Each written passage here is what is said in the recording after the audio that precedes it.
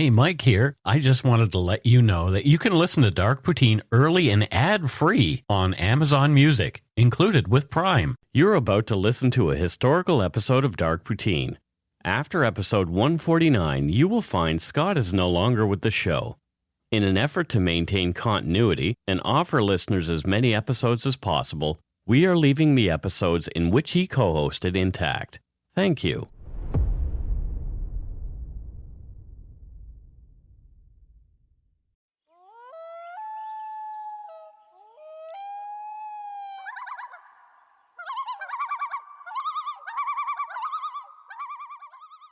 Welcome to Dark Poutine. My name is Mike Brown. I'm the creator and host. With me, as usual, is my good friend and co-host, Scott Hemingway. Say hello, Scott.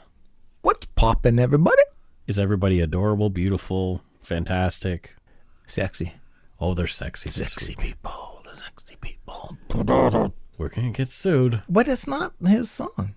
It was my song. The views, information, and opinions expressed during the Dark Poutine podcast are solely those of the producer and do not necessarily represent those of Curious Cast, its affiliate Global News, nor their parent company, Chorus Entertainment. Dark Poutine is not for the faint of heart or squeamish. Listener discretion is strongly advised. We're not experts on the topics we present, nor are we journalists. We're two ordinary Canadians chatting about crime and the dark side of history.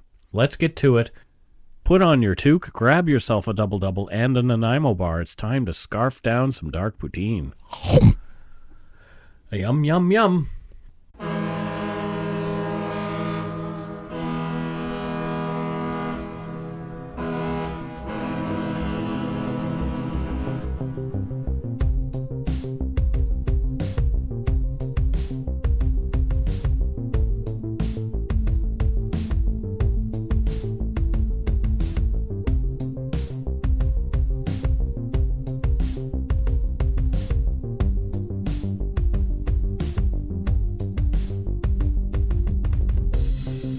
This is episode 94 and part 2 of Murder Most Pointless, Lynn Duggan and Patti Ducharme. Whew, yeah.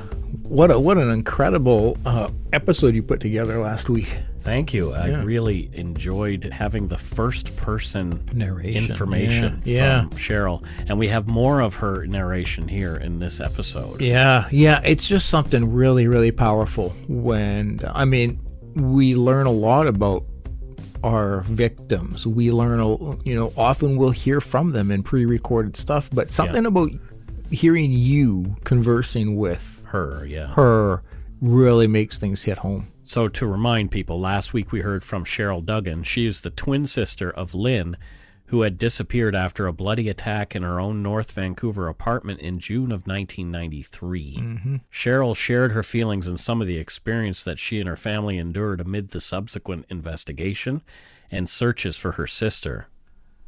Lynn Duggan's skull had been found in 1994, but no more. Shortly after that discovery, Brock Graham, decorated ex-VPD police officer and the main suspect in the case, already named publicly by the RCMP, moved to Vancouver Island to be away from the heat. He'd moved in with his girlfriend, Patti Ducharme. And where did they move to? Campbell River. Yeah. It's a pretty small little town. It is. It's a pretty small, so definitely trying to lay low. Yeah. So Brock had been living with his sister in Campbell River for 3 months. He liked having a few girlfriends and was often stringing more than one of them along. Jeez. He had his eye on more permanent arrangement to extricate himself from his sister's place as quickly as he could. One of the women he'd met since escaping the mainland was named Patricia, or Patti Ducharme. She was a mother of 4. Oh, okay. In December of 1995, Brock Graham moved in with Patti and the 3 of her kids still living at home. Her oldest daughter, Nicolene, was old enough to have moved out and was living on her own. Oh, okay. So a wide age range between kids. Okay. Yeah. From 9 all the way to adult, yes. Okay.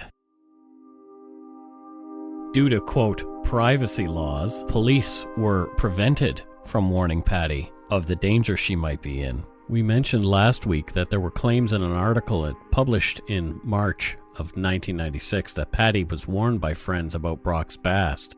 Patti's family has been unable to verify this and does not believe it even happened. They feel strongly that this was hearsay and that Patti had no idea of Brock's, at that point, alleged involvement with a previous murder. One of the first things Brock did to ingratiate himself with the family was to give Patti $1,000 to help with the bills. Far more than any of the other previous boyfriends had done. Brock wooed the family with his initial generosity. Brock Graham's family and Patti's were thrown together due to the relationship. Yeah. Patti's kids, in particular her eldest son Jason, began to hang with Brock's sister's kids and started to get in trouble. Fairly common amongst youth. A fight took place where Jason and Brock's nephew Rory got roughed up. Oh, yeah. When Patti saw Jason bloodied and beaten, Patti wanted to call the cops. Brock convinced her to let it go, even though the harassment by the other parties continued for the next week at school. Perhaps Brock was trying not to draw attention to himself, plus he was still on probation for the gun charge.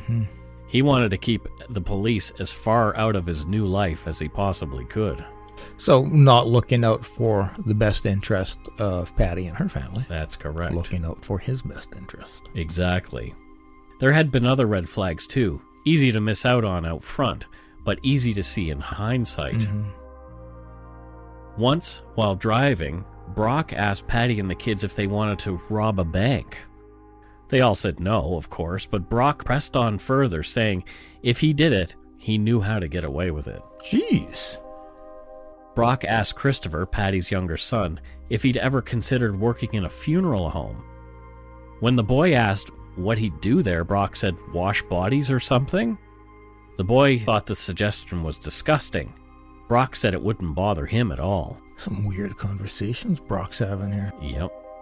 Brock also suggested he'd teach Christopher knife fighting, another offer that he was not taken up on by the non-violent young man. Yeah, these are some bizarre things he's trying to pass on. I mean, I have some pretty crazy conversations with my kids. Yeah. But it's all part of context, and like these just seem like weirdly dark. Yeah, I've never been like, hey kids, so see the Circle K over there? How do you feel about robbing it? We should go knock it over. Yeah, like you and Bibby and Violet. I can imagine you guys like kicking the door in. And, give me your money. But it's just a bizarre conversation to be having with kids. Yeah. Sometimes Brock would sit and meditate all night long, legs crossed on the floor, eyes closed, from midnight until 6 a.m. in the morning. When Christopher asked him why, Brock replied simply that it helped him relax. I don't think it's helped him enough. All night long. Yeah. It was definitely not remorse for having murdered an innocent woman in her home that kept him awake. He wasn't capable of that. Perhaps the insomnia was due to Brock's self-centered anxiety and continual paranoia that he was going to get caught and go to prison for the crime. I think that's the more likely option. Brock also showed from time to time that he had quite a jealous streak. Arnold, one of Patti's exes, called saying he was looking for a shoulder to cry on. Arnold's father had died recently of cancer, and having no one else to turn to, he called Patti, begging her to come console him, just platonically.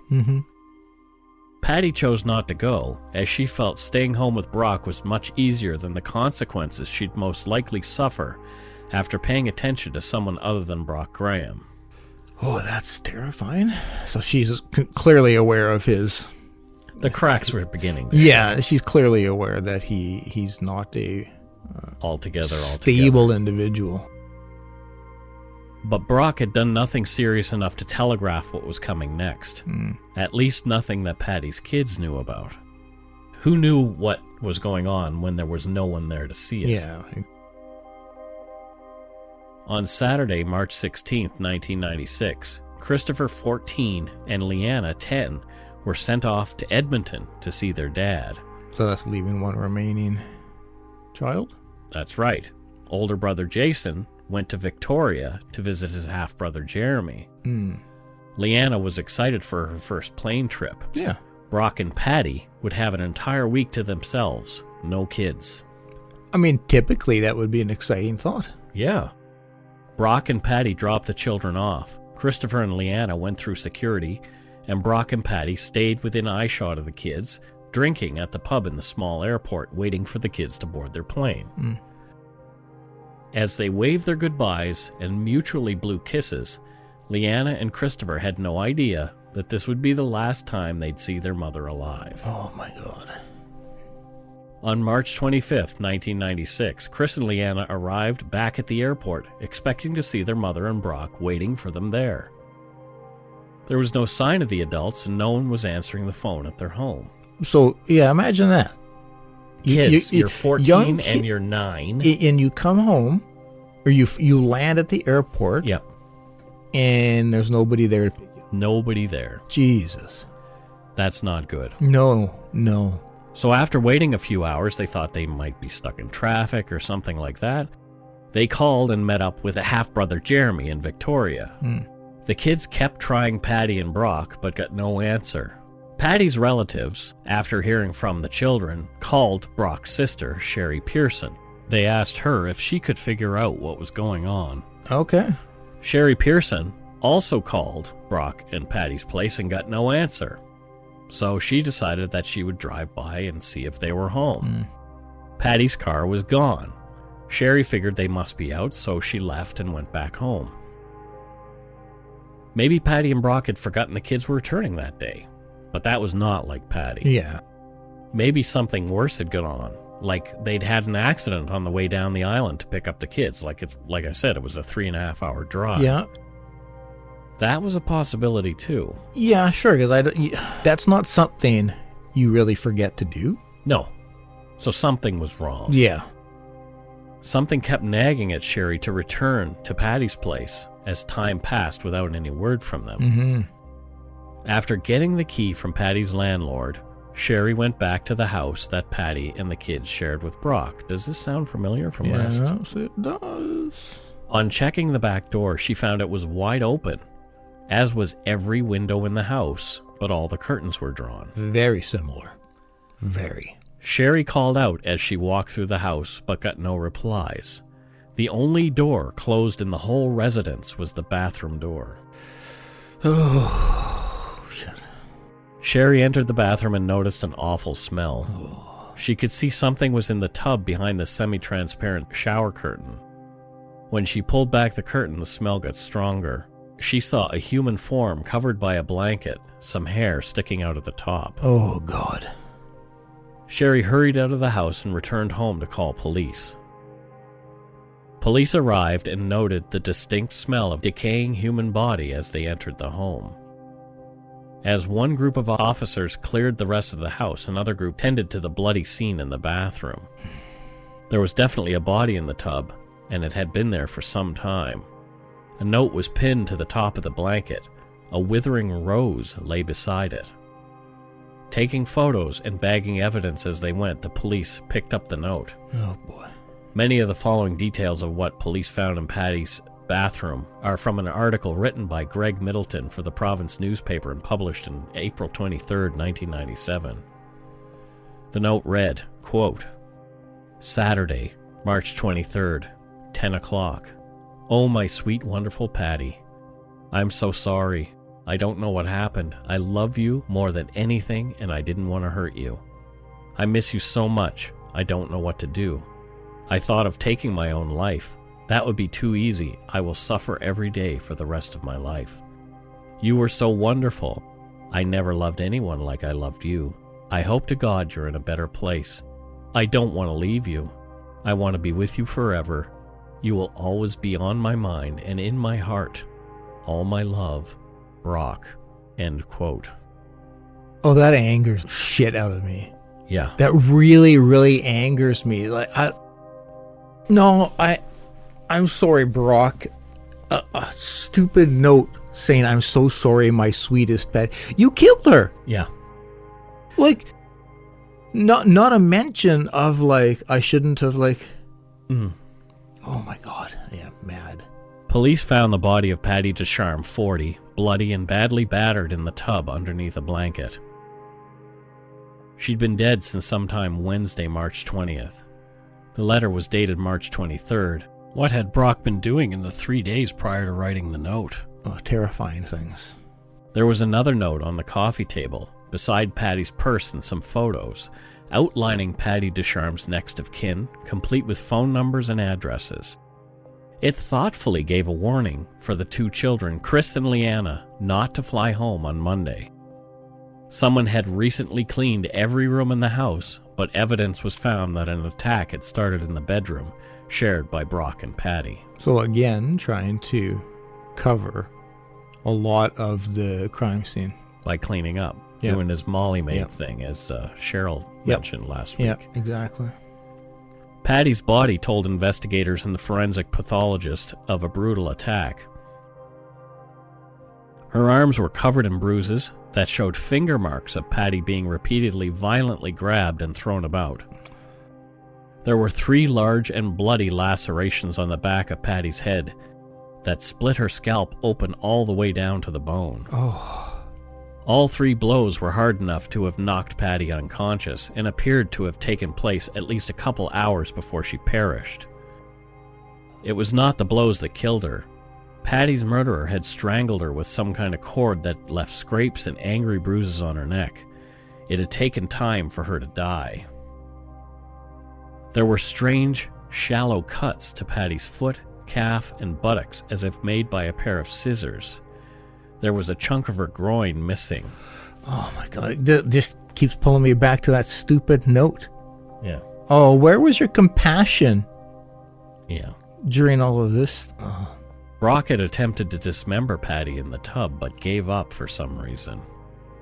The big question now was, where had Brock Graham gone? No one had seen him. Police knew Brock well. There was an undercover operator at his work trying to get him to talk about what he'd been accused of in North Vancouver. Mm-hmm. Thoughts went immediately to the safety of the Duggan family back on the mainland. A Canada-wide manhunt was launched to find 36-year-old Brock Graham, who was wanted for Patti's murder and the main suspect in the 3-year-old murder and disappearance of Lynn Duggan.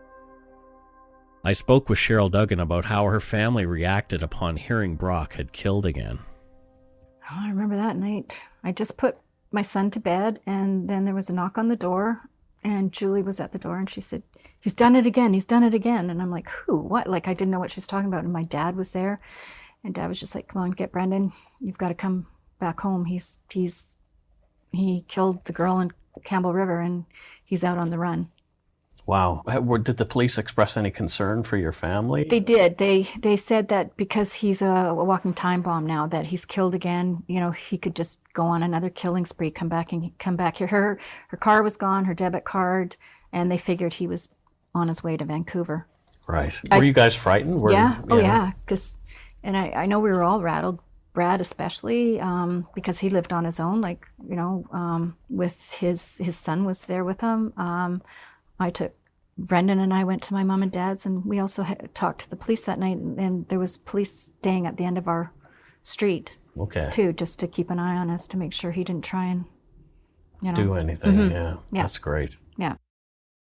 I can't imagine, you know, you don't know where he is, this person who killed your sister, and now may be coming after you because you've been trying to get in his head for so long. Instant panic attack. Instant. Like, the second you find out, it just ratcheted up, and because you know what he's capable of.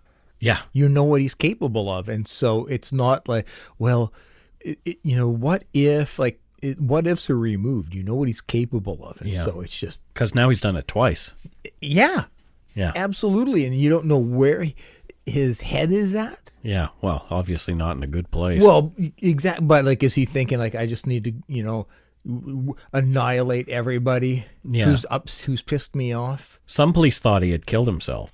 Ooh, absolutely. I can understand that thinking. But people didn't have to wait too long to find out what went on. Oh, thank God. Patti Ducharme's car was spotted in Richmond, British Columbia 2 days later on Wednesday morning in a parking lot at Number 2 Road in Blundell by an off-duty RCMP officer. And Number 2 in Blundell sounds familiar because I believe that was the area that Cindy James was found in. Oh, whoa. Isn't that weird? Very. Backup was called and the car was staked out. A sloshed Brock Graham was taken into custody without incident at 12:30 in the morning when he came back to the car. He'd been drinking at the Pump House neighborhood pub all night long. The Duggan family was horrified that Brock had killed again, but having him in custody brought some sense of relief. I remember hearing it, and I was just like, thank God. Yeah. Because now I could go back to work, and we could get back to some sense of normalcy. I was probably at my mom and dad's, because I didn't go to work, because we were all afraid, and, he hated us, we hated him, so... And did you think at first like he was probably going to get out and skate on this one too, or? I just thought he'd probably hit rock bottom at this point, that he was an alcoholic, he's a loser, I really thought maybe he might have taken his own life, And the police thought at some point that he may have done that too, until they discovered him in a pub. Sitting in a bar of all places. In custody, though, Brock continued to deny any responsibility for Lynn Duggan's murder nearly 3 years prior. He did own up to Patti's murder, although he claimed he was near blackout drunk when he committed that crime. He felt that should absolve him of some of the responsibility, of course. Yeah, he just seems like the kind of individual who will... There's always a reason that isn't related to him just being a piece of shit. Yeah. Some people have commented that Patti somewhat resembled Lynn. I asked Cheryl whether she thought that too. Did you see any likeness at all? Yes, right away when I saw the first picture. There was something in the eyes, the dark hair.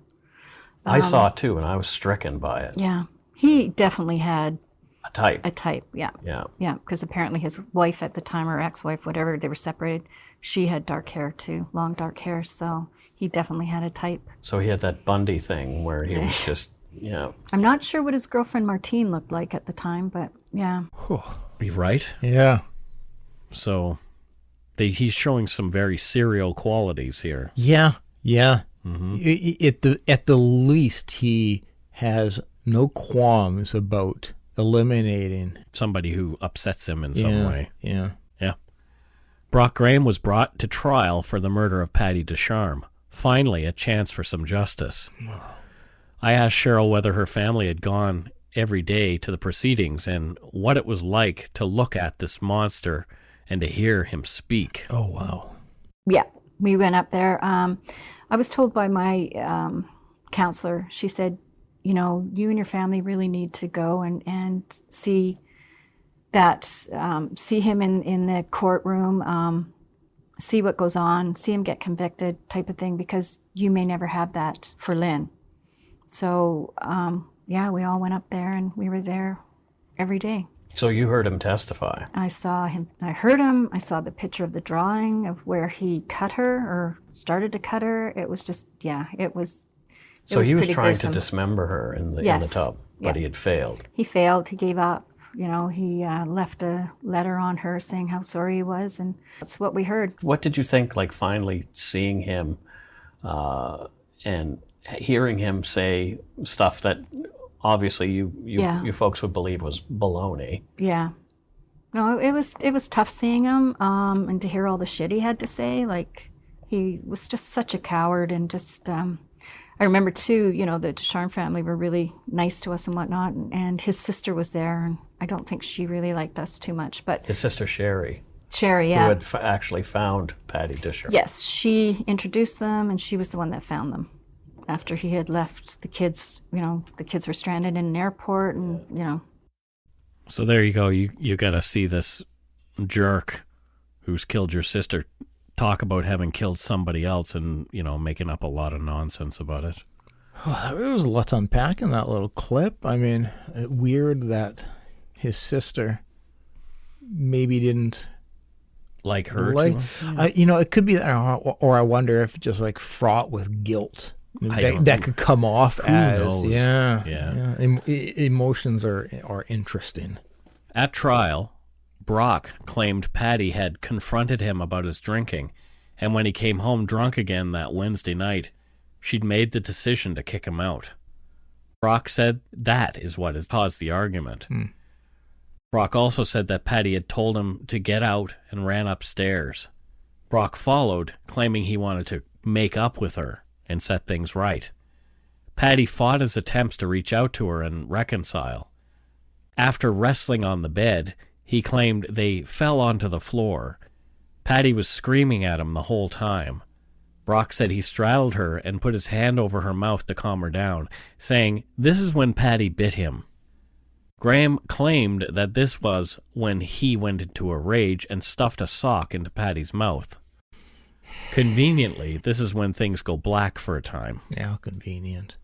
Brock comes to, finding Patti bloodied on the bed, saying he noticed a now bloody hatchet laying nearby. He said he kept on drinking that night and the next day dragged Patti to the bathtub to, quote, clean her up as she, quote, looked bad, and he didn't want her to be found that way. You notice how blackouts are always conveniently pop up when... during these crimes. Well, yeah. and during the moment in which you can't control the narrative because it was just you murdering somebody. Mm-hmm. How he's able to rationalize and try to make it about her because it's like, well, that's when she bit me and that's what threw me off. Again, passing accountability. Yeah. She wouldn't have bit you if you weren't beating the shit out of her. He made no mention of the strangulation. There was more information he'd conveniently held back. Patti had gotten another job and was starting the next week. She didn't need his financial help anymore. Effectively castrating Brock, this is most likely what sent the narcissistic jerk into the rage that ended up with Patti dead in her bathtub. Yeah, I agree with you.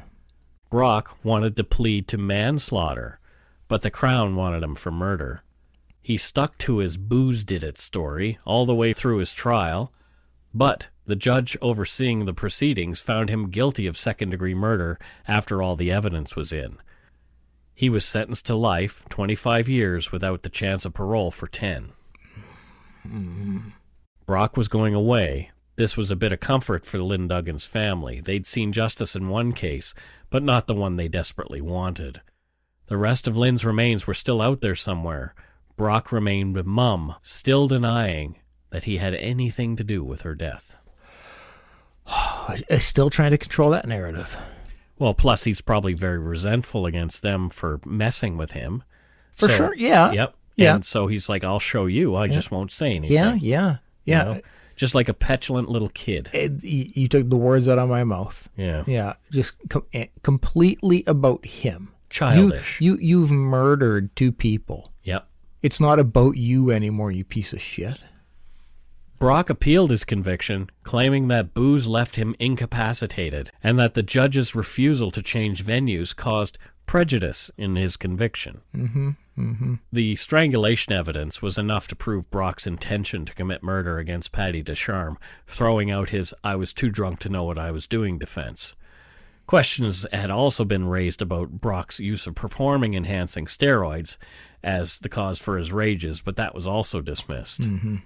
From court documents, an expert testified, quote, "The placing of the ligature around the neck and the using of the appropriate amount of force to cause strangulation, as the doctor described, not only would appear to be deliberate, but intentional. I couple that with her own actions, her own marks on her person, particularly those on her hands, which demonstrated, in the doctor's opinion, that she was attempting to defend herself." End quote. So Patti was squirming and scratching at him the whole time. God, can you imagine that fear in that moment? You're literally fighting for your life.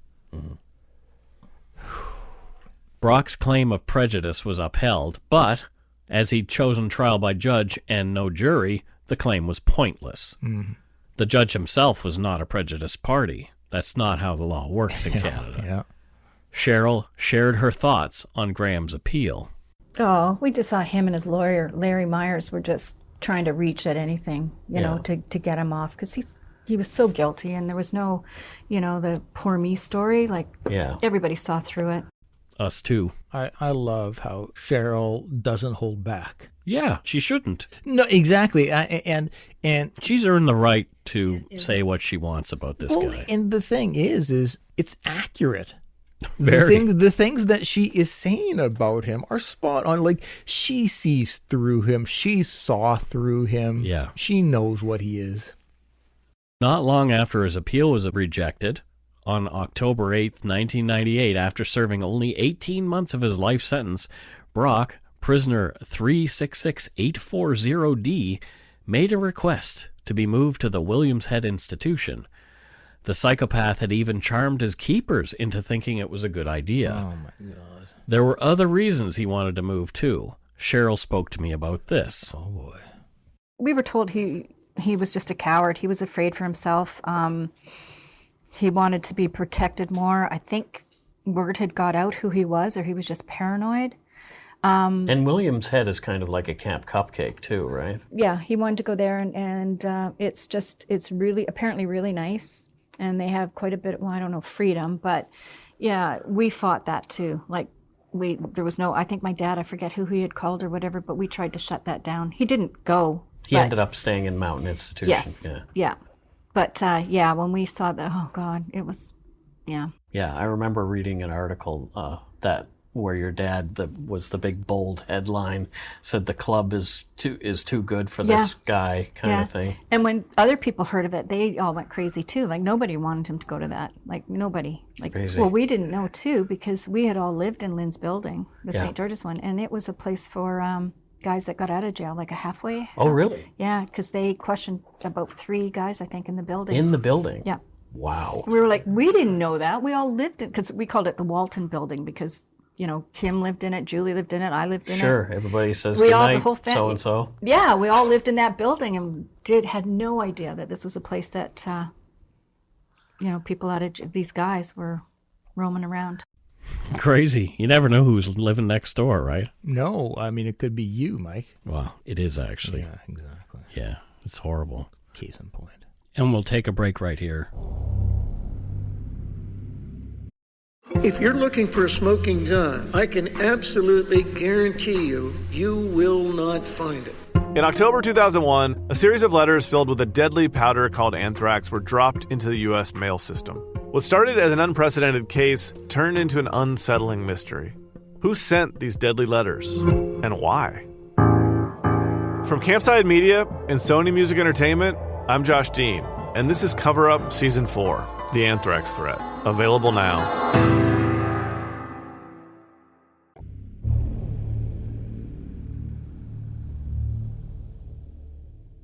And we're back. In 1999, a team went back to the area where Lynn Duggan's skull had been found. The 2-day search involved 15 SFU anthropology and criminology students, a cadaver dog, and ground-penetrating radar. It was all new technology. Again, no new evidence of Lynn Duggan's remains were turned up.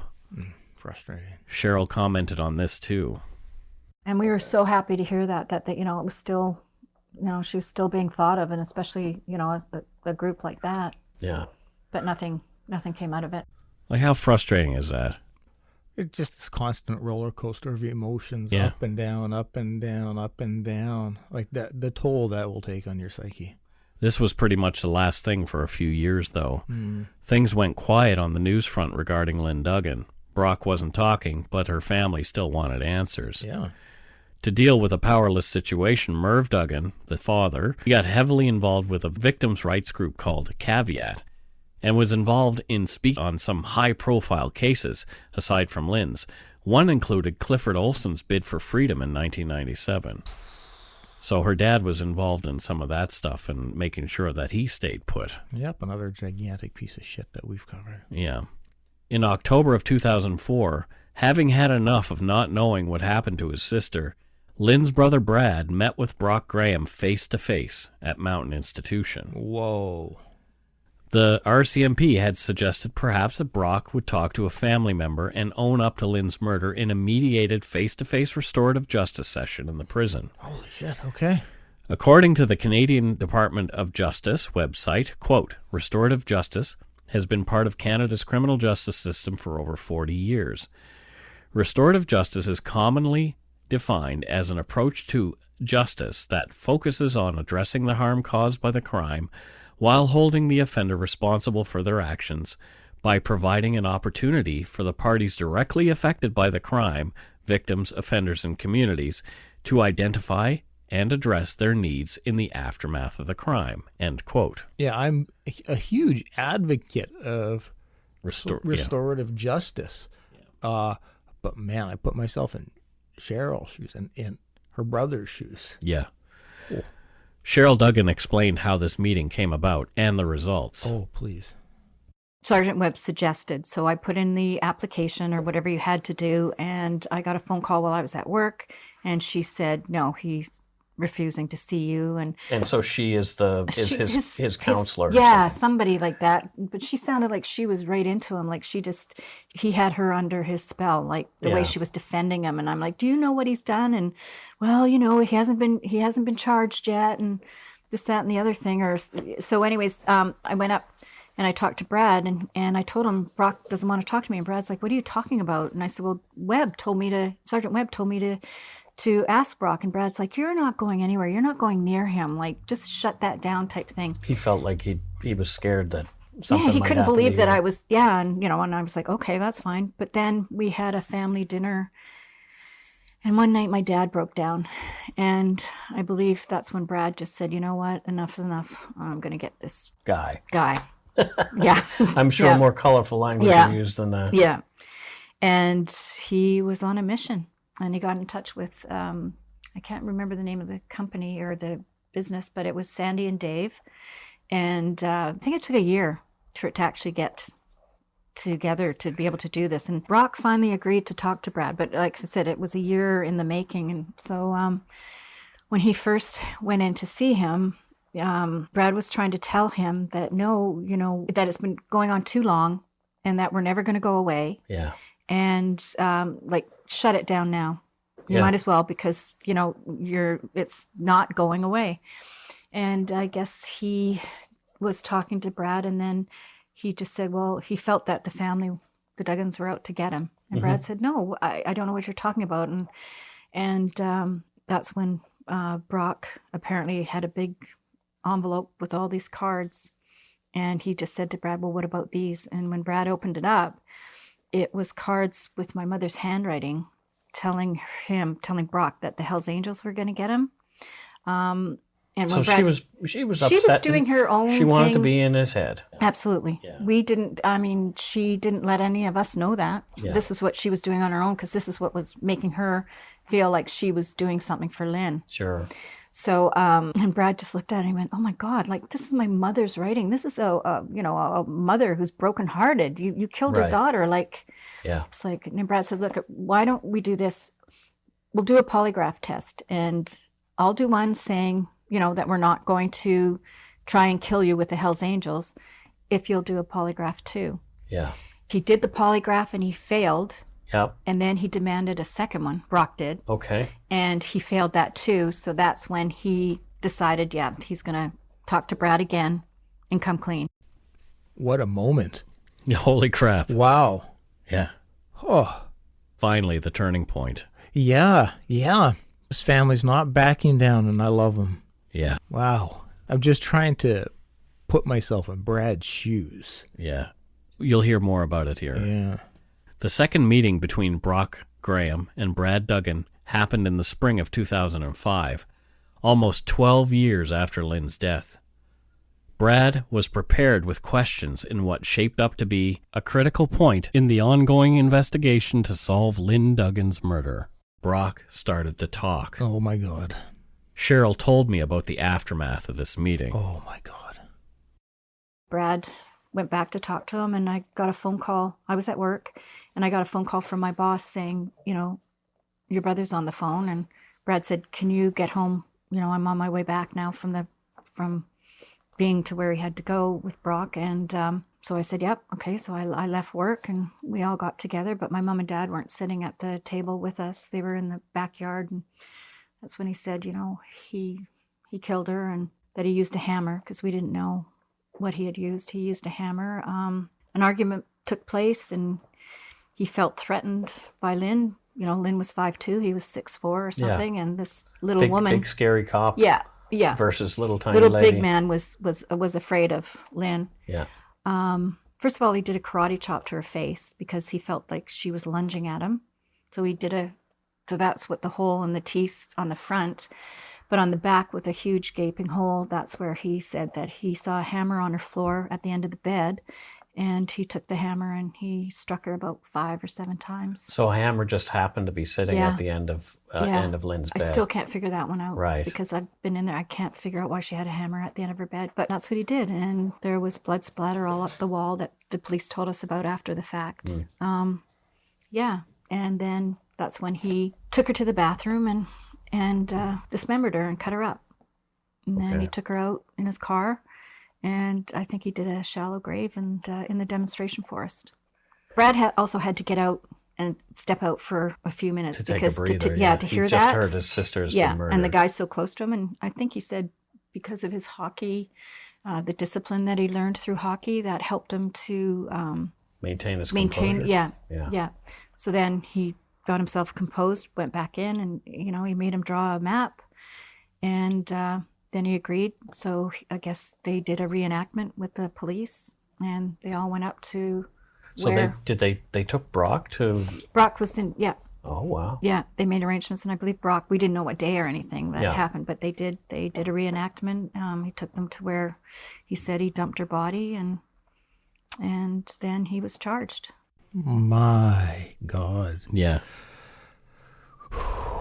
That's some intense conversation right there. Yeah, the discipline Brad showed. Yeah. I don't think I could keep myself that composed. Yeah, no, me neither. Like hearing from somebody sitting in front of you that they murdered your sister. And tell you how they did it. And tell you how they did it. To not jump up and just start pounding on that individual takes more strength than actually most people. Up to it. Whew. Yeah. Wow. Oh, Brad, I'm so sorry you had to hear that. Brad was given due credit by the RCMP for cracking his sister's murder now almost 12 years ago. The search in the area that Brock pointed to on the map and actually took investigators to turned up nothing. Cheryl believes he held back the real location of Lynn's body for some reason. Perhaps he wants to use this exclusive knowledge as a bargaining chip to manipulate his situation later on. I could totally see that. I just think he's always wanted to be one step ahead of the police. Yeah. I don't think he's ever told the truth. I don't believe that. I think the only reason why they only found her skull is because if he dismembered her, cut her up, he knows that he needs to scatter her everywhere. Mm-hmm. The police tried to tell me differently that, no, he's going to try and want to remove the body quickly. But with him being a cop, I just never believed him. And I don't think he's told the truth to this day. I don't think that's where he put all of her. I think she's scattered. He hated our family. I think it killed him to even have to confess. But as Brad said, we weren't going anywhere. Right. So. Yeah. Once again, I completely agree with Cheryl. I've watched enough true crime in my time and done enough episodes to know when somebody's dismembered, it's usually to spread. Yeah. And so I think she's probably spot on her assessment. She's been spot on so far. Brock was convicted of another count of second-degree murder. Oh, good. Another 10 years without the possibility of parole after another life sentence. The Duggan family attended the sentencing. Brock spoke during the hearing. He apologized. They weren't buying it. He did the same speech that all of the killers say, like, I'm so sorry, I don't know how to, It was like a speech that he was practicing over and over. It was so fake. And he was looking down the ground. So I yelled at him. I said, don't look at the ground. Look at my parents. Well, that was you. Yeah. Okay. I read that somebody did that. Yeah. And so then he started the apology. And I think my dad said, don't bother. And my mom, they both said something. I don't remember, Somebody yelled that they hoped that he would rot in hell. That was my sister after she finished doing her statement when she was walking by him. She just said, I hope you rot in hell. But also the Ducharme family, too. The parents were yelling, too, that we don't accept her apology either. Like, everybody was yelling. And that was what was so weird about this court case, because it was so full, and they had all the media over on the one side. And this judge was absolutely wonderful, because with everybody yelling back to Brock when he was trying to give his, forgiveness speech, usually, you'd hear them say, order in the court or calm down or don't, This guy... just let it happen. This judge was so wonderful. He just let us say what we wanted. And even afterwards, the media were saying, we've never seen a case like this where the judge let everybody vent and. Well, I think maybe the judge realized that, here's a family that's finally getting justice 12 years later. You folks have been searching for Lynn still to this day. I let him read my journal, and he actually gave me back a thank you card. And at the time, he said, I wish I could give him I think he said 100 years or way more than asked. So I think he knew, if he read that, he saw the raw emotions of what the family went through, all the medication we had to go on, searches, what this guy did for 12 years. I think it was 12 years, 4 months, and 2 days of making us wait. And we finally got him. I really love that. Right? Yeah, I really... I wish they would do that in more court cases. Let the family have their say. Enough with the decorum. Well, but it's the perfect venue for, I get the rationale behind the judges often not, because they just, you can't let a courtroom just go out of control. But in this case, in this situation, perfect. It doesn't sound like it was out of control. No, it doesn't. It's just the families having their say, which they deserved. Well, but I think that's why they usually do, is because it could easily escalate into just some yelling session. But this was so beautiful. This is just he let them just vent.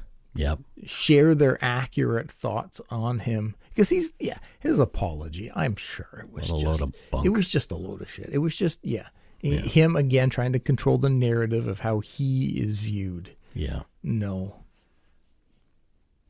Even with Brock right where he belongs, the pain he caused the two families still echoes. Everyone has to deal with it in their best way that they know how. Cheryl explains some of the challenges the Duggan family still faces today, 26 years on. Well, things were never the same. And then, there was more fighting. There was... we were close at that time, but I just think the stress of everything just caused more, I can't describe it, but... it makes sense, though. Yeah, there's some that don't even want to talk about it anymore. They've decided to let him go and not destroy their lives any longer. Yeah. But I made a promise. I made a promise when my mom was dying. She said, please don't ever let him get out. And I said, I promise we won't. And then in my journal that I've reread before doing this, every day I wrote to Lynn, I promise you, right to the end, we're going to get him. I'm going to help, fight this fight for you. Holy crap. There is no right or wrong way to want to move forward. I can understand some family members wanting, I just don't want him in my thoughts ever again. I can understand Cheryl's feeling of, I have to make sure he never gets out. Yeah. So there isn't a right or wrong, and I can understand how that would create a lot of damage and conflict internally as a family. The Duggan family and the Ducharmes would like to have Brock Graham remain in prison for as long as he can. Yeah. They fear for the lives of other potential victims and do not believe he's anywhere near rehabilitated. But Brock wants out. Cheryl explains. He is applying for everything that a prisoner would do to lead up to full parole. Right. So we went back last year, and I believe it was escorted day passes, which was really interesting because the parole officers that were talking to him, they were really able to get under his skin. Mm-hmm. And one of them had said to him, well, why didn't you leave, or why did you do this? Or I don't know what he said, but all of a sudden Brock got really angry, and we all went, aha, there's the true Brock. The real guy. Yep, yeah. There he is. There's the killer. And then he sort of caught himself, and it's like, oops. Yeah, but this one parole guy just said to him, he said, I can usually read you people, but I can't read you, or I'm having a problem. So they actually got to see him, the real him. Snap. Yeah. Yeah. Yeah, he doesn't seem like there's an ounce of anything that he says that you can really trust. Other experts have weighed in on the case, pointing to the extreme similarities in the crimes that lead them to believe Brock Graham is a serial offender. Mm-hmm. We concur. Look at the facts of the case here, for example. Two very similar-looking women who resembled a wife he'd been having marital troubles with. Mm-hmm. use of blunt force, although Patti Ducharme was later strangled as she was not dying fast enough. Dismemberment of Lynn Duggan and attempts to dismember Patti Ducharme, both in bathtubs in their own homes. And his cleanup after the fact to hide the evidence. Interesting. Yeah. Cheryl shared another revelation found out during Brock's recent parole hearing. Brock Graham has a girlfriend. Yeah, that was another shocking thing when we went down into the courtroom. There was a gal sitting all by herself, and we weren't allowed to be near her. And so the Ducharmes and my family, we sat together, but this one woman was by herself. And apparently she is his girlfriend. But he talked like, no, they were going to get out together and move out together. And he thanked her for her support and whatnot. Just and, what he needs. Yeah, exactly. Oh, I figure he's got her set up. Like we were all saying, oh my God, get your will in order because you're next. Yeah. But this one guy that was a real pit bull with Brock, he said to this gal too, he said, it took a lot of courage for you to come out here, to be out here. And we thank you for coming. But I do hope that you will take in a lot of what you had heard today, because some of the things that the Ducharme kids were saying, this girl, she looked shocked. Like she was like sort of gasping because he wasn't honest with her. Like, why would she even be with him? Like, yeah. But anyways. So he's got his next victim all lined up. Please tell me, do you know, is she still with him? I have no idea. Because Yeah. Because, I'm sure he blew smoke up her ass about, like, how, well, it's not as it sounds. Yeah. Oh, my God. Well, I guess Cheryl will find out during the next hearing if the same girl is still there. I'm going to say she's probably not, but... Hopefully not, for her sake. For her sake, yeah. Yep. Oh. Yeah. That whole thing just always befuddles me. How people can... Yeah. Fall in love with a murderer. Convicted. Multiple murderer. Yeah. In a 1994 Surrey Leader article, a year and a half after Lynn Duggan's murder, Mervyn Duggan spoke out about the lack of resources for those left behind after a violent crime. The federal government rejected his wife Marlene's bid for disability pension due to her mental condition after her daughter's murder. She could not work anymore and lost her job of 20 years. Workers' comp declined to help too. And Merv himself had to retire due to post-traumatic stress syndrome caused by the crime and its aftermath. He felt strongly that they were being ignored. Cheryl has echoed similar difficulties in her own life, having lost a twin. Cheryl talked a bit about life afterward and what she does to cope with the loss of Lynn. Well, I needed a lot of counseling, and that's another issue that we had problems with because workman's compensation. I remember my dad calling them one day and asking for help because all these kids we all needed counseling. And they said, well, no, if Lynn had any children, then we'll cover theirs, but no, you're not siblings. Right.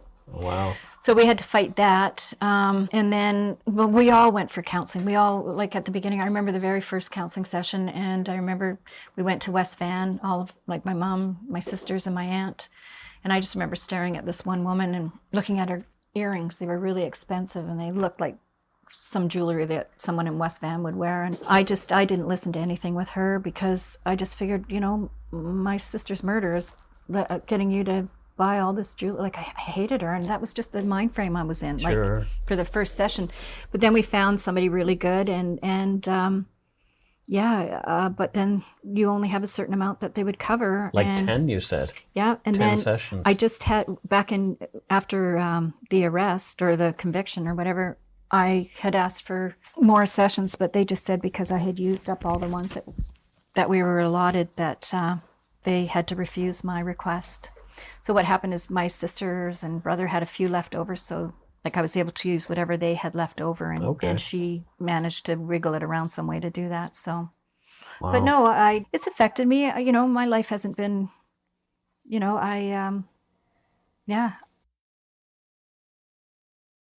Do you have other people who have been through similar things that you talk to, or? No, I did. There was a one woman reached out to me that was a twin, and she had lost her twin.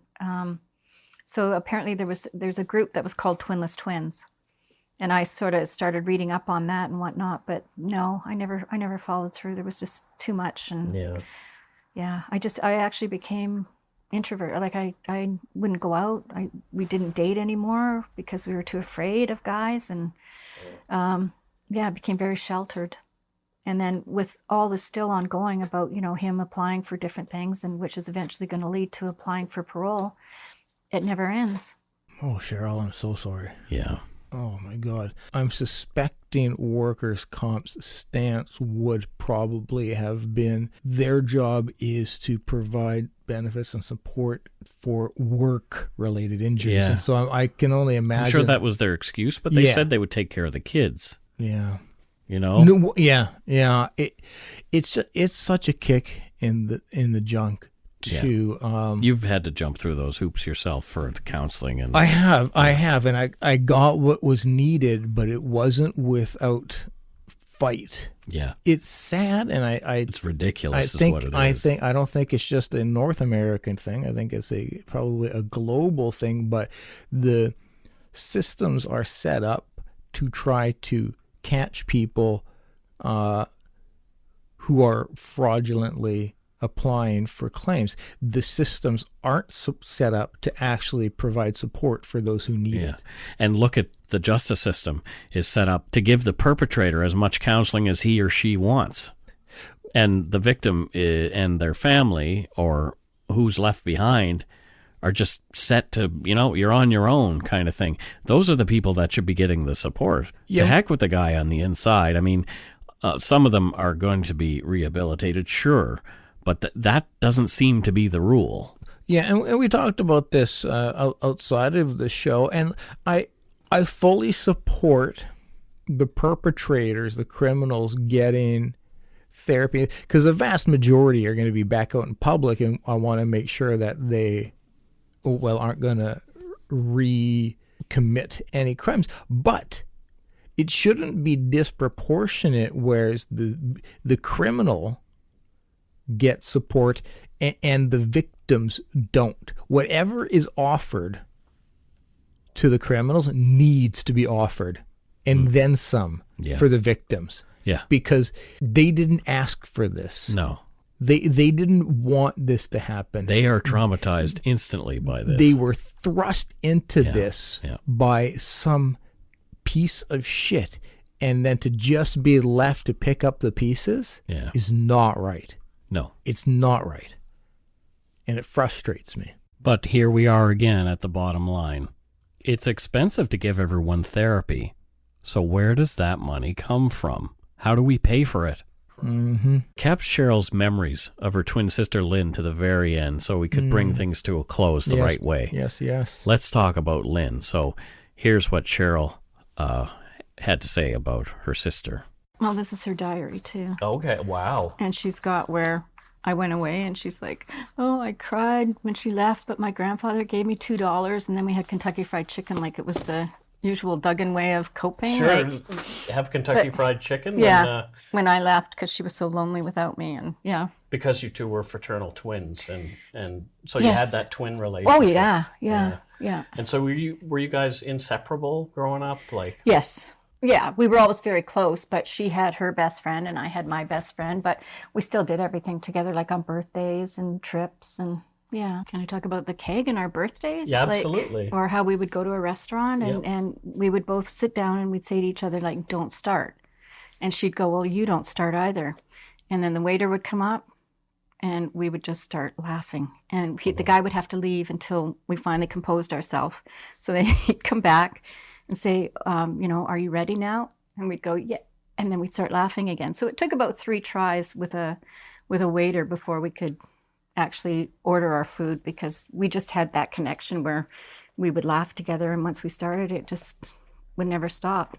We've had a few incidences too where it happened in a real way. We were going to see a friend in Grimsby, Ontario, and I don't know what started it, but once we got off the train and whatnot, we started laughing for nothing, and all of a sudden she had wet her pants. So this happened all the time. So We had, she was contagious. She made me laugh all the time. And once we started, we couldn't stop. So she was just a funny, naturally funny person. Mm-hmm. What did she do in her spare time? What was Lynn's, did she have any hobbies or anything? Yep. She loved photography. So she started to do that. She took pictures of one of her best friend's daughter, Amanda, and she would take the outdoors. And then that's actually what she would do, like in a field or something, take a picture of flowers or whatever. And those would usually ended up in a frame for a birthday present or Christmas present. Nice. She loved to camp. She loved traveling. She just, Loved life. Loved life. Yeah. Mm-hmm. What would people outside the family recall about Lynn? Oh, well, I think my dad said it in an article that she was really quirky and funny. And some of the things that she would come up saying to him, like there was one time at the dinner table, my dad said that, he really felt that he needed to go on a diet. And Lynn said, well, could she come too? Like just little things. And then there was like one time. Like it was a trip? Yeah. And then another time we were sitting at the dinner table. This is when we were about 7 or 8. And Lynn's just sitting there while we're all eating our spaghetti. And my dad looked at her and said, Lynn, what are you doing? And she said, I ain't got a fork or something like that. Like it just, that was Lynn. She was just. She ain't got a fork. She ain't got a fork. Mm-hmm. What were her ultimate goals? Did she have anything that she was reaching for? Well, actually, yeah. She just wanted to meet somebody and have a family and live the life that most people do. Mm-hmm. Oh, that tears my heart apart. Yeah. Lynn didn't get a chance to get there. No. Cheryl wanted to be very clear on one item, so she was adamant that we put this in. A lot of people would ask me, why was she with such a guy? Or why did she have a boyfriend like that? Or why, how could she be with someone like that? Well, she met him on the May 24th long weekend. Mm-hmm. She only went on 3 dates with him, and then she was gone. Yeah. June 16th. So it's not like they were having like a real torrid relationship. No. They were just dating. Getting to know each other. And unfortunately, he showed up drunk to her apartment that night and killed her. Yeah. I want to thank you so much for participating in this and your little doggy. And what's her name? Keely. Keely. Irish name. Ah. Well, thank you so much. Here, go to your Auntie Leslie. Oh, wow, Mike. Thank you. Yeah, this one was I'm super proud of this one. Yeah, I'm proud of you too. That was I want to make an appeal to Brock. Sure. I don't know if he's ever going to hear it, but if he does, hey, Brock, I'm not sure if you'll hear this, but everyone knows you're holding back the real location or locations of Lynn Duggan's remains. Rather than hold these poor people as hostages anymore with your deceit, why not just give it up? I'm sure that gesture of goodwill might reflect much better on your chances when your next parole hearing comes up. It just makes sense. Yeah, I agree with you 100%, Mike. So, give it up, Brock, if you can, please. I'm sure he knows exactly where. He definitely knows. Yeah. He's the one who did it. Well, but I'm like, with him not saying it, it leaves it up in the air for, maybe animals took the remain. Yeah. I feel quite confident. I'm sure he knows. So that's it for parts 1 and 2 of Murder Most Pointless. Lynn Duggan and Patti Ducharme. Oh, just a little episode for the folks. A little bit of reality. Yeah. It's such a profound thing to hear from a victim. Hearing the emotion, hearing the impact, just something really profound about it. All right. Well, let's lighten things up a little bit. Oh, yes. Oy vey. Yes, please. And thanks again to Cheryl and the Duggan family. Oh, my God, yes. Much appreciated. And we hope there is some resolution at some point very soon for you folks. I'm just praying that happens. Yeah. And also to the Ducharmes, I hope we did Patti some justice here as well. I know you weren't directly involved, but we're there with you. And your thoughts and feelings are important.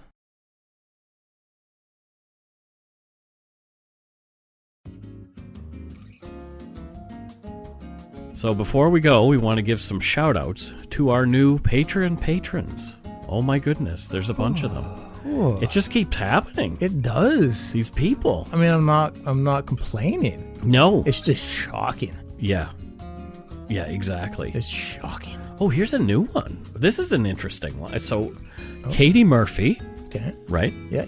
That sounds like, your average North American, maybe UK name, Katie Murphy. Yeah, totally. Hong Kong. Oh, okay. Thanks to Katie in Hong Kong. There you go. You don't want to ever, like you mentioned to me week after week, you don't want to assume No where way, somebody you is can't from. do it. You can't do it. So, Katie Murphy from Hong Kong, thank you very much. Wow, Katie. That's how are you enjoying Hong Kong?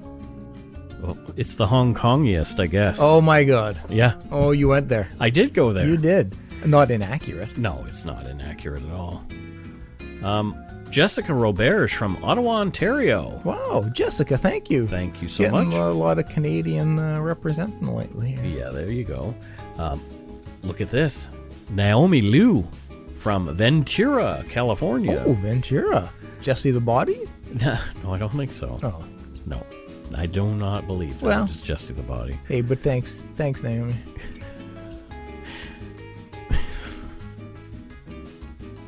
Ventura, right?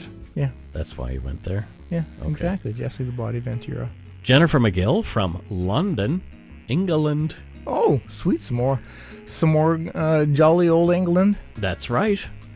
Thank you, Jennifer. Yes, thank you so much. Oh my goodness, it's another Prime Minister. What? Kimberly Johnson from Cochrane, Alberta. Holy smokes. I curtsy to Guacamole. you. We curtsy, we bow, we curtsy. We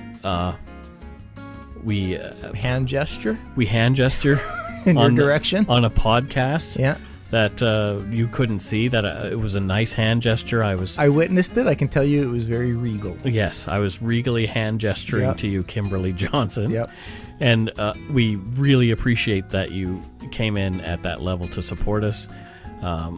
Muchos gracias, or as we say in Canada, thanks a lot. You're honorable, Kimberly. Thank you. Kimberly Johnson. Cochrane. Is Tom Cochrane from Cochrane? You know, he better be. Because Yeah. if not, then all's not right in the world. Yeah. Red Rider. Yeah. A little bit of Lunatic Fringe. I wish that could be our theme song, Lunatic Fringe. That'd be our out song. That should be like just our walking around in life song. Come on, Red Rider, let us have the rights to your Please, song just please. for S and G's. We're Canadian too, guys. Yeah, exactly. Come on. And next up we have Dylan Nixon from Grand Prairie, Alberta. That's just a great name. Yeah. Dylan Nixon. Yeah, it's the county of Grand Prairie. Huh? Yeah. This California. Canada, Scott. T8. Yeah. We have counties here? Yes, there are counties in Canada. You didn't know this? No. I grew up in Lunenburg County. What the hell? Okay. There's no counties, I don't think, in BC. Well, there you go. And that's all I hear about. I think they're regions. BC is weird in that way. Or is everyone else weird? Maybe. Exactly. Well, Maybe. Thanks, Dylan Nixon, with the awesome name. Shanda DeForest. Mm-hmm. Unsure where Shanda's from. It may be DeForest. No, that's just, I wasn't going to go there. Shanda the Woods. Mike. She's from the woods. Mike. She's from the wilderness. She's dealt with this enough. This is why she's reached out to me. Oh, she reached out to you directly? Directly, just while recording. Uh-oh. She knew the shout out was coming. Yep. And she wanted to clear the air. Oh, boy. And now I'm apologizing. Yeah, she's not from DeForest. Where... Okay. Or the woods. She's not from DeForest or the woods. Where's No. she from? The home. She's from the home. Yes. Like the old folks' home? No. That's just what they call her home. Like, I'm going to the home. The home. Yes. So DeForests live in the home. Yes. Wouldn't the home be in DeForest, though? No, Mike, quit it with this. No. What? No. I'm trying to... It's in Port Alberni. Oh, I'm trying to understand. Well, you're not doing a good job of it. Yeah. So, yeah. Well, I don't do a very good job of anything. But do you know where she works? In the forest. Yeah. Okay, what does she do in the forest? She's a tent tester. Oh. A tent tester? Yeah, well, I mean... So she tests tents. Yeah, she tests tents for Coleman. Oh, interesting. Yeah, well, because, I mean, you've got to, right? You can't just assume that you've made this new tent and it works. So she's been doing it for a while. You're not speaking in the past tense. No, she's still doing it. She's still doing it. Didn't you get that? Past tense? I tried to not get it. Okay. I intentionally You tried. just blew right by it. Yeah, thankfully. Yeah. Yeah, but no, so yeah, she's a tent tester. Oh, they call it a TT. Okay, a TT. Yeah, a TT. So, yep, she minimum a month per tent. Minimum a month per tent. Okay. Yeah, so it's a pretty, actually, it's tough in the wintertime. Outside of that, though, it's great. It's great. It's a great time. There you go. Yeah, you can really, any forest that you want, you can test it in. We had some money sent to us for our donut money via PayPal. We this did? week. We did. Whoa. It's from the first one is from Cindy Sidhu McDonald. Wow, thank you, Cindy. She says, I'm new to podcasts and came across Dark Poutine by fluke, and I love it. Hey, we're new to it, too. I'm a true crime enthusiast and love this one so much, I went back to the beginning and have listened to all of them. We apologize. Well, yeah, jeez. I love that you're local, so she must be from here. Yep. And maybe a little loca. Ha ha. Yeah, that's true. We are local. Pretty accurate. I became a patron but didn't leave a message because I'm a bit technologically challenged, as my kids say. Here is some donut money. Thanks for your story and Thanks for your storytelling and making my workday fly by. So wait a minute. She's listened. She's caught up. She listened to all of the shows. Yeah. And she sent us money still. I don't know. Whoa! Wow! It's amazing. Thank you, Cindy. Yes, thank you so much, Cindy. The next is from Shannon Reel, and she is from. It looks like Riel, but I know it's not. How do you know? Well, maybe it is. Mm-hmm. Shannon is from Prince Rupert in northern British Columbia. The Roop. Out in the Roop, yeah. She says, I love your show and your humor. Okay. Thanks. Yeah. She listens this every is so week. Serious business, though. I don't know what joke she's... She says, I listen every week, look forward to episodes to come, and hope this small contribution helps to keep the cheese on the poutine. Oh, yeah. Oh, yeah. Totally You're helping us with the cheese on the poutine. Yeah, my cheese slips off the cracker, but not the poutine. No, my cracker cheese is definitely... Your cracker cheese. My cracker cheese has slipped immensely of late. Correct. Yeah. Stressed cracker cheese. Well, yeah. Once I can release why I'm stressed out a little bit, people will understand. Yeah. And lastly, but not leastly, from Rayanne Jack. She says, thank you for your amazing show. It gets me through my long work day. Appreciate you guys so much. They must be thinking of another show. It must be. Like they must be listening to like Case File or something that's moderately intelligent. And then somehow our address comes up and they send it. Well, thank you. She's listening to Casey on Case File, who's talking about worms and birds and hot boxes. Yeah, that was a British accent, Mike. Yeah, I was sort of all over you kind the of place. It's not good. You threw that on. I have to practice a little more. You do. Work on it. I'm going to work on it. Thanks so much to our patrons, past and present, for your pledges. We really appreciate your support of the show. Mm-hmm. If you want to help support us, you can do so at patreon.com/darkpoutine, or for one-time support, you can send us donut money via PayPal at our email address, darkpoutine@gmail.com. You know what? Like if you want to send us a email money transfer, like Interac-wise as well, we're not opposed to that. No, we're not opposed to money in any in any form method of actually delivery. If you want to just come to our house and hand us cash, that's good too. Preferably in a wheelbarrow. In a wheelbarrow? Yeah. What? Yeah. Cash in a wheelbarrow? Yeah. Does that actually happen? Why not? It'd be like a wheelbarrow full of pennies. Whatever. Whatever. Machines will count it. Yeah, the machine. Well, we probably can't do anything with the pennies in Canada anymore. Oh, that's true. Because, Well, it's still a currency. Well, yeah, that's true. I'll just take it to the bank. We'll wheel it right on over. Would we get to keep the wheelbarrow, do you think? Probably not. It probably costs more than the pennies. I guess. So it just wouldn't be the smartest business transaction. But a big announcement before we sign off. We will be doing our very first live show at the Vancouver Podcast Festival at 10 p.m. on November 9th, 2019 at the Rio Theatre at Broadway and Commercial in Vancouver. As well, I will be teaching a podcasting masterclass, oh my goodness, earlier that day at the SFU Goldcorp Center for the Arts on Hastings Street between 2 and 3:15. We would love to see you there. You can learn more and get your tickets to both events at vanpodfest.ca. If you don't already, it would mean a lot to us if you subscribe to the show. You can easily find us on iTunes Podcasts, Google Play, Stitcher, TuneIn, Spotify, or wherever you get your on-demand audio.